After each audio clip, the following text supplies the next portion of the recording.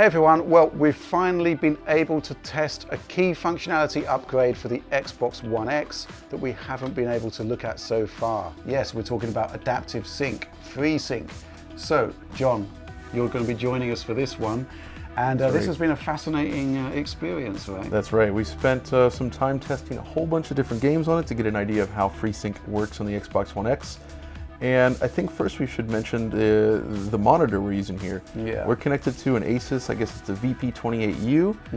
And this is a rather low-end monitor, but it has a FreeSync range of 40 to 60 hertz. So as long as you're in that range, you're getting the benefits of FreeSync. And that's an excellent use case for many situations that we're going to be showing today. Yeah, so this monitor, it's a native 4K display and it has Asus Game Tools, which is a fascinating technology here in that it actually displays the refresh rate of the monitor in the top left-hand corner. Think of it as a kind of monitor level fraps. There are some limitations in its accuracy, which we shall discuss as the video progresses, but the bottom line is that, well, we can't capture a FreeSync output from the HDMI port. It's completely non-standard with current capture technology, and so we need a way to kind of measure performance to see, compare the visual output that we're seeing with the performance level. And the Asus monitor here, it's a very cheap monitor, about $350/pounds. It does that for you. And yeah, so we're kicking off here with Wolfenstein 2, and this is a fascinating one because we've previously been a little bit disappointed with its performance level. Yes, so late last year they released a patch for it which added 3 modes on the Xbox One X version. You could disable dynamic resolution, use it on, which is the default, or go aggressive. And aggressive does allow for a very stable 60 frames per second with minor dips. On still has a few dips as well, but the native 4K mode is the most interesting because on the regular Xbox One X on a 60 Hz screen, you get frame rates in the mid-40s and it looks extremely juddery as a result. But it's a perfect use case for FreeSync. Yep, and we are kind of GPU bound there, and this is kind of where you really want to have your bottleneck to get the most out of FreeSync. And as you can see here, as we're sort of panning around, we're actually filming the screen here to give you some idea of the experience. It's not completely representative, but you can see that the kind of judder that you'll typically see with a game that doesn't match the refresh rate of the display, it's kind of gone, and it looks pretty awesome, actually. Yeah, I mean, people always wonder, why is 40 frames per second or 50 frames per second not a good target? And it has to do with the frame times because you're spiking between that. It's the persistence, how long a frame is on screen.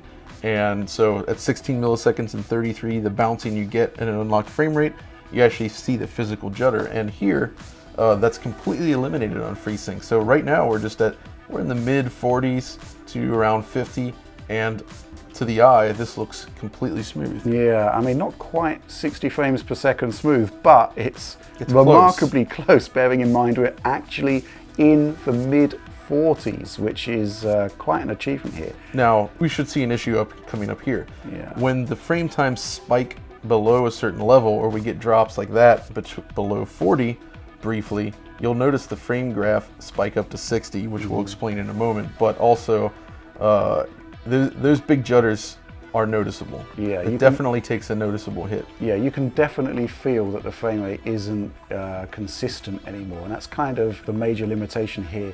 Big stutter, and it's not always GPU driven. It's typically CPU driven on these consoles, or possibly storage, when you're streaming in new data. Yes. Nothing FreeSync can do about that. That's the problem. So, you see right there, it's still a significant drop in performance. Yeah. I think that probably is a GPU bottleneck. But this is at the native 4K mode. We can actually move down to the standard dynamic mode without having to go to aggressive.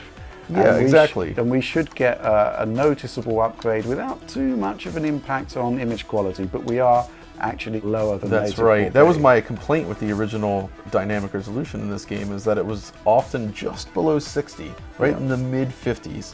And FreeSync completely solves the issue, and it looks great now. Yeah, and you can see the frame rate actually fluctuating much less in that top left-hand corner there. We're in the kind of mid to high 50s with mostly a 60 lock. But, you'd have to go to aggressive to get the same kind of experience here without a FreeSync screen. So this is actually the best example we have of FreeSync working. That's right. On a current gen title on the Xbox One X. and it's not quite plain sailing with other games, unfortunately. That's right. So next game we're going to take a look at, by and large it's another big success, but there are some small issues here. This is the Xbox One X port of The Vanishing of Ethan Carter. That's right. And well, we're running here in the native 4K mode with the unlocked frame rate. So John, talk us through this one. So yeah, when you uncap the frame rate at native 4K, as you can see, the frame rate takes a significant dip, but once again, it mostly falls right inside the FreeSync range, which enables smooth panning like this, at least on the FreeSync monitor, to appear completely judder-free, remarkably similar to an actual 60 frames per second. Yeah. But this game is a little more demanding in scenes. So if we come back here into the forest, you start to see we get kind of, yeah, there's some judder here. Yeah, now you can look in the frame rate counter in the corner there. We're seeing frame rates that are dropping to the low 40s and then suddenly spiking up to 60. Now I can assure you it's not running at 60 hertz at those points. What's actually happening is that the game is running below 40 frames per second. It's falling outside of the FreeSync range. And what happens there is that the Xbox kind of tries to budget that frame over 2 refreshes. And at that point, the monitor kind of picks this up as, well, 2 unique frames. Exactly. So we get 60 cropping up in the corner there, but it's not 60 frames per second. We've got to stress that quite strongly.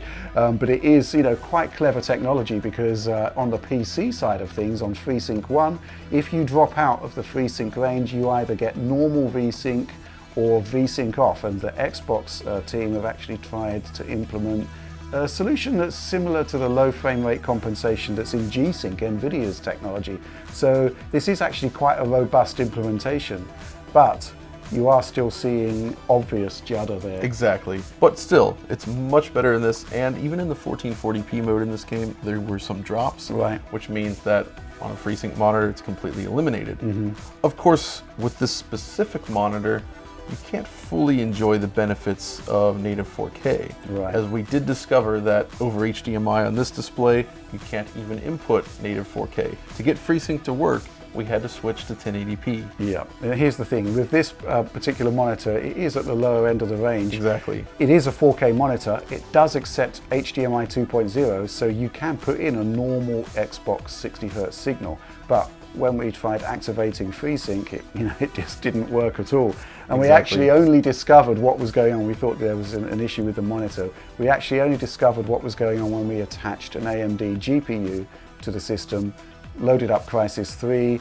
The game was set to 1080p. Everything was working. We moved it up to 1440. It stopped working. Exactly. So we applied that same methodology to the Xbox. We dropped it to 1080, and everything worked fine. So yes, from our perspective, the quest is on to actually find a monitor with HDMI 2.0 support and FreeSync support, because it's not in this cheap Asus monitor. But the Asus monitor is very useful for our tests here, because it does have that frame rate counter in the top left there. So yeah, this is Rise of the Tomb Raider's 1080p performance mode, unlock frame rate here, and we're instantly putting it through the grinder with one of the most demanding tests of the game, which is to run through the village section. That's right. So we've got a bit of an issue here with FreeSync, the implementation on Xbox One X at least, in that there's weird stuff going here. So if you look at the frame rate counter in the top left there, we're seeing, again, those spikes from 40 to 60 there. So we are actually getting some kind of enhancement to the experience. But this game actually runs with an adaptive VSync in its sort of on a standard 60 Hz screen, which means that there's a little bit of tearing at the very top of the screen. Now, one of the primary cells of FreeSync is a tear-free experience. Exactly. And you can kind of see at the top of the screen there, when we do like a pan, that we are still getting some tearing, and the frame rate, you'll notice, again, you're getting those spikes to 60 Hz, which means that something is amiss. That's the main issue, is the judder is still there. This doesn't really appear visually any different than what you'd see on a normal 60 Hz screen, which basically suggests that FreeSync is somewhat not useful in this case as a result. Yeah, and the fact that there's any tearing at all kind of suggests that there's an implementation issue with the current version of FreeSync on Xbox, because yeah, I mean the whole point is that the screen refresh happens when the GPU tells it to happen.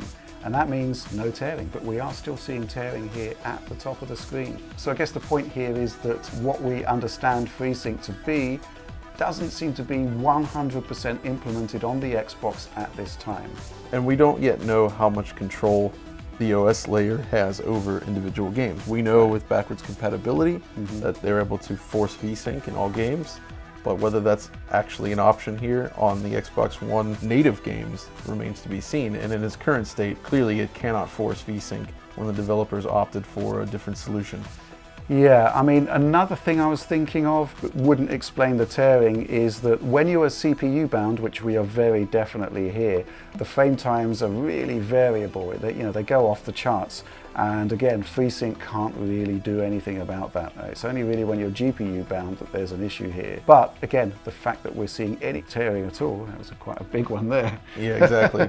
The fact that we're seeing any tearing at all suggests that it's not feature complete. It's not the full FreeSync at the moment. Okay, so we're going to include this one because a lot of you guys are going to be asking about it if we don't. But in actual fact, Final Fantasy XV's performance mode, it's kind of targeting 60 frames per second here, doesn't get anywhere near it on a 60 Hz screen. We were hoping for better results here, but I think we're seeing the same kind of thing that we saw on Tomb Raider. We're actually in the FreeSync range, as you can see here. It's above 40, yet when you rotate the camera around, there's noticeable judder. Sometimes it's actually just data access, but in general, it's not as fluid as it should be. Yeah, and we're seeing those sort of telltale jumps to 60 in the corner there when it's clearly not running at 60 frames per second. Exactly. So I guess that there is kind of a big stutter that does take you out of the FreeSync window. Big frame times there that are causing consistency issues. But you know, even when we're in the FreeSync window, the issue here is that it just doesn't seem to benefit from it as well as it should. There's something going on. Which again, this is another game that's showing that it doesn't quite work across the board. Yeah, it's kind of strange, this one, because we're sort of midway through the FreeSync range here. Yeah, we're actually giving better performance, I think, than we were getting in some of the areas in Wolfenstein and Ethan Carter, but the judder is pretty bad. And yeah, right at the top of the screen there, you can see that, yeah, once again, there's a bit of tearing there. Exactly. So it's just like Tomb Raider, where you're in the range. FreeSync does at least suggest that it's working, but as a result of the adaptive VSync solution employed with the game, it doesn't work. But this does seem like a case where if that were solved, if they could essentially handle adaptive VSync games, this would actually be great. Yeah, I guess that's something we'll have to hold out hope for. Okay, so now we're going to be taking a look at F1 2017 on Xbox One X here. This is a game that we were really looking forward to playing, and it was kind of compromised by the fact that although it was a really nice 4K presentation here, tearing really intrusive to the experience. And obviously FreeSync, the whole idea of it is to get rid of tearing. We're here in the pit lane here and just sort of panning about. You can see that the tearing it's just there. It just hasn't changed at all from the standard experience. Exactly. So we're still having all the same issues that we had by default, which again, perhaps this is still something that can be fixed. But presumably, with FreeSync working properly here, we would just see maybe minor drops down to the 58, 57 range at worst, and you wouldn't even notice it on a FreeSync monitor. We are actually seeing some drops beneath there. And it's just like we saw with Tomb Raider, where you still see the frame rate counter kind of, it showcases that something is happening on the FreeSync side, but the end results to your eye are not what you really need. Yeah, so let's dip into some gameplay here to see what's going on. Maybe if we let the cars behind us move ahead. Yeah, let's just pause there, let the cars drive by. There they go. Yeah, this will add to that's going to be great. This will add to the rendering load. Now you can see, the frame rate is dropping there, so the GPU is refreshing, but we're not getting, there's still tearing as a result, so it doesn't solve that issue at all. It's not working properly there, which is a bit of a shame, because this would be, I think, a game changer for this particular title. Exactly. So thus far, we've been looking at 60 frames per second titles, which is where this technology shines. But with that kind of low frame rate compensation stuff that Microsoft has built in theory there should be some advantages to playing games that are running at 30 frames per second. And to illustrate that, we're going to choose an interesting use case scenario here, which is Dark Souls 3. So John, Dark Souls 3, interesting scenario here. Why have we chosen this title? Well, this game is notorious for its frame pacing issues, and we thought with the way that Xbox One X handles FreeSync at 30 Hz, that it might actually help smooth out some of these frame time spikes. But unfortunately, they remain an issue. Yeah, this is curious from my perspective because, well, why do you have improper frame pacing? What happens is the game is outputting frames at 30 frames per second, but it's not doing so in sync with the refresh rate of the display. Now, in theory, FreeSync puts the GPU in control of that refresh rate, so we should be seeing 30 frames per second, and it should be flawless, really. Exactly, that was the hope, at least. Yeah, but we did our various little panning left and right tests on this one, and the presentation, the kind of little bits of judder that crop in there, it's exactly the same, or very close to it at least, exactly, as playing the game on a normal 60 Hz display. And this was a bit of a disappointment from my perspective because this title is notorious for its improper frame pacing, for its kind of weird update. FreeSync should be sorting this out, but it's kind of not doing the job here. We're still seeing these little jumps and bumps. It's a 30 FPS game, mostly locked, but you're not seeing that kind of experience, and we kind of thought FreeSync would tidy it up, but no. Now, had there been an Xbox One X patch, perhaps that would be the case, because on PlayStation 4 Pro, they unlocked the frame rate, and with the extra power of the X, it's entirely feasible that this could have been in the upper 40s, kind of low 50s range on average, maybe, and thus FreeSync would have been perfect for this. Yeah, and one thing which I'd like to point out is that although Microsoft has said that Xbox One S and Xbox One X support FreeSync, the base Xbox supports it as well. That's right. It's kind of vintage 2013 GPU. So in theory, there's nothing stopping Sony implementing this technology on PlayStation 4 and PlayStation 4 Pro, in theory. True. So that would actually be a really nice level of functionality that we would really like to see on the PlayStation platform. So where are we going next? I think the next game we're going to look at here is Grand Theft Auto 4. And this is an interesting case, as this is a backwards compatible game and one that with VSync enforced. But even on original hardware, it runs with an uncapped frame rate. Yeah, now there was the hope with the Xbox One X that we would have so much CPU and GPU horsepower that it would be propelled to a locked 60 frames per second. This was the first 360 title I actually tested on the X. But the reality is that, well, we are CPU limited, so we get this bizarre kind of bouncing between 60 frames per second and the CPU limit. Precisely. So it's all over the place, and it looks a bit odd. Exactly. So yes, here we are in the game, and well, as you can see, we are actually taking advantage of FreeSync. The frame rate is right, well, you keep seeing spikes. Yeah. So the issue here is that Grand Theft Auto 4 basically struggles to stay above 40 frames per second. And there's a lot of other spikes from things like CPU and disk access perhaps that prevent it from feeling totally smooth. But when you're in the FreeSync window, it kind of works pretty well. It actually looks pretty decent. It's clearly much smoother than the original 360 version. Oh yeah, exactly. And most of the horrible judder in select circumstances. This is great. Yeah, this is working out pretty well. For a moment there, but yeah. You see here, it's very judder free for the moment. Yeah, that's right. I mean, it's looking pretty decent there. And I think, well, we can confirm that adaptive sync technology does work on back-compat titles. Exactly. But you're going to be hitting CPU limits in some games that are running with an unlocked frame rate. Now, GTA 4, the classic example, really.